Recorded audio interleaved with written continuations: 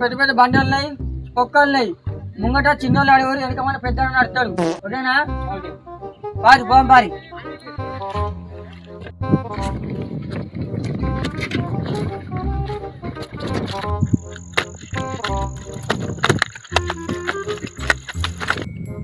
Sound ఉంటారా?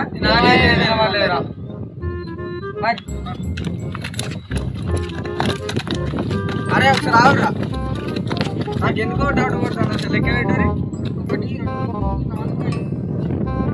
అరే అన్నగా అన్న అదే సంప్రదించిన అన్ననే